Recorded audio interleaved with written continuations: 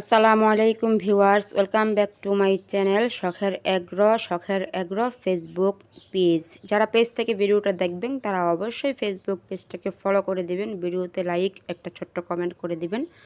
আর যারা শখের agro YouTube channel থেকে দেখছেন তারা সবাই আমার ছোট্ট শখের এগ্রো চ্যানেলটাকে সাবস্ক্রাইব করে পাশে থাকা বেল আইকনটি বাজিয়ে দিবেন। তো আজকে আমি ফুলটুসির বাচ্চাগুলোকে খাবার এবং খাবার পানি খেতে দিব। তো আমি প্রতিনিয়ত ছোট্ট বাচ্চা ফোটার পর যে খাবারটা দেই সেটা হচ্ছে সোনালি স্টার্টার ফিড। আর সর্বপ্রথম খাবার দেই লেবুর পানি, লেবুর রস পানিতে মিক্স করে অল্প একটু চিনি মিক্স করে খেতে দিই। তো সেরকমভাবে আজকেও আমি এই বাচ্চাগুলোকে যত্ন নিব। একইভাবে লেবুর পানি এবং অল্প একটু চিনি মিক্স করে পানি আমি খাবার পাত্রে দিয়েছি, খাবার পানির পাত্রে। আর হচ্ছে দেব স্টার্টার ফিড। আমি প্রথমত ওদেরকে পানিটা খেতে দেব, কেননা এই বাচ্চাগুলো একদমই নতুন, ওদের নাভি এখনও শুকায়নি, ওদের নাভি শুকানোটা দরকার, ওদের একটু এনার্জির দরকার আছে। তো লেবুর পানিটা খেতে দিলে ওদের নাভি শুকাতে সহযোগিতা করবে, ওদের একটু শরীরে শক্তি হবে। তার জন্য আমি সর্বপ্রথম পানিটা দিলাম। পানিটা দেওয়ার সাথে সাথেই দেখতে পাচ্ছেন বাচ্চাগুলোও খাচ্ছে এবং ফুলটুসিও খাচ্ছে, কেননা যে গরম পড়েছে, গরমে পানিটা সবারই দরকার, যেরকম মানুষের দরকার সেরকম পশু পাখিদেরও দরকার। তো আমি পানিটা দিলাম সর্বপ্রথমে। পানিটা খাওয়া হলে তারপর আমি ছালায় স্টার্টার ফিড ছিটিয়ে খেতে দেব। আপনারা জানেন আমি বাচ্চা ফোটার পর প্রায় 2 থেকে 3 দিন স্টার্টার ফিডটা ছালার চটের মধ্যে ছিটিয়ে দিই।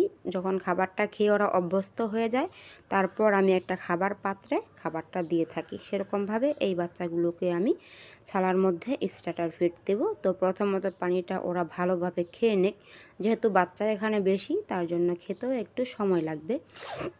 এখানে মোট বাচ্চা আছে 28টা, সুস্থ বাচ্চা আর কি, 2টা বাচ্চা অসুস্থ এখানে আছে।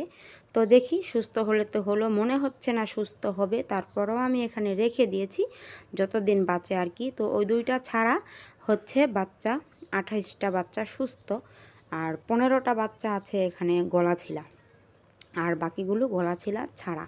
তো এবার একটু গলাছিলা বাচ্চা বেশি হয়েছে, কেননা মোরগ গলাছিলা ছিল এর জন্য। তো বাচ্চাগুলো দেখতে একদম খুবই গুল্লুমুল্লু হয়েছে, অনেক সুন্দর লাগছে। কালো সাদা বাচ্চা একদম মিক্স এর মধ্যে যেন ফুল ফুটে আছে দেখা যাচ্ছে। বাচ্চাগুলো এতটা ভালো লাগছে, জানি না আপনাদের কাছে কেমন লাগবে। আর আমার কাছে কেন জানি গলাছিলা মুরগি বাচ্চা খুব ভালো লাগে, এটা মানে খুব পছন্দ আর কি, সাদা এবং গলাছিলা বাচ্চা এরকম।